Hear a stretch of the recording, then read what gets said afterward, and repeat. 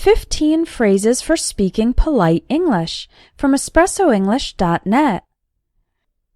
When learning another language, it's easy to make the mistake of being a little bit rude, since you might not be aware of the phrases which sound polite and impolite to native speakers.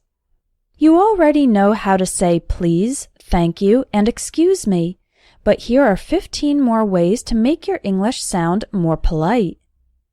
Don't say, I want a hamburger. Say, I'd like a hamburger, or I'll have a hamburger, please. I want sounds like a demand, as if you are commanding the other person to fulfill your desires. I'd like is a more polite and diplomatic phrase. When ordering food and drinks, we often use I'll have a hamburger, please. Don't say, send me the report. Say, could you send me the report? To maintain good relationships with coworkers, it's best not to use imperatives. That's starting a sentence directly with a verb like reply to my email, go to the bank, finish this project. Instead, make requests with questions, starting with could you and could you please? This is more polite. Don't say, go away, or leave me alone. Instead, say, could you give me a minute? Or, sorry, I'm a bit busy right now. If a colleague approaches you at a bad time and you want the person to leave, don't say, go away, or leave me alone. The phrase, could you give me a minute, is for when you just need a few moments to finish up what you're working on, and then you'll talk with the person.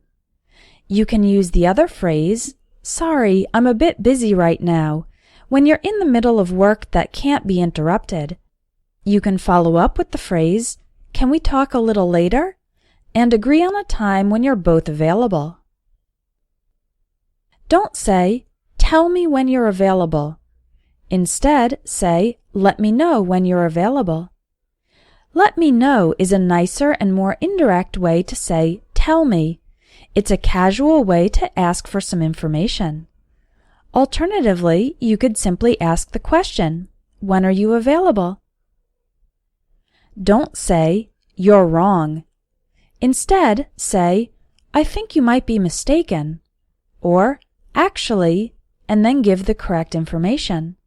Or say, I'm afraid I disagree.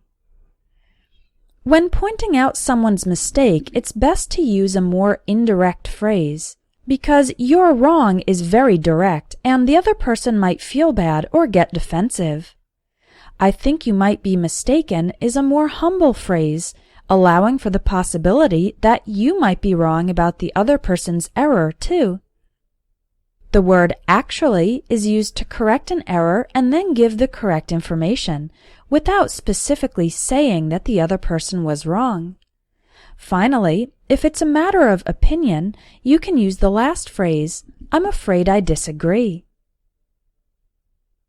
Don't say, that's a bad idea. Instead, say, I'm not so sure that's a good idea, or I have a few concerns. Instead of using strong and direct words like bad, it's more polite to say, I'm not so sure that's a good idea. Another option is to state your specific objections by pointing them out as concerns, saying, I have a few concerns. Don't say, your work isn't good. Instead, say, I'm not quite satisfied with this work, or, to be honest, this needs some improvement. One of the hardest things to do is telling somebody that their work doesn't meet the standards or expectations. But you can make it easier for the other person to accept by using a polite phrase, like, I'm not quite satisfied with this work. The phrase, to be honest, is used when you are going to state an opinion that other people might not like very much. Don't say, I don't like the colors in this design. Instead, say, I'm not too fond of the colors in this design, or I'd prefer to use different colors in this design. When reviewing work, avoid statements like, I don't like. Instead, you can use a more indirect form like, I'm not too fond of, or I'm not a fan of. Another option is to state what you want to see instead by using the phrases, I'd prefer, or I'd rather. Polite English is especially important if you're learning English for your job or career. You want to have good relationships with coworkers, make a positive impression on clients, and sound pleasant during interviews. If you'd like to learn more English phrases that are specifically for professional situations, check out my Business English course. Inside this course, you'll learn how to make presentations, phrases for negotiations and interviews, what to say during meetings, best practices for letters and emails, and much more. When you know the phrases that are typically used at work, you can speak English with more confidence on the job.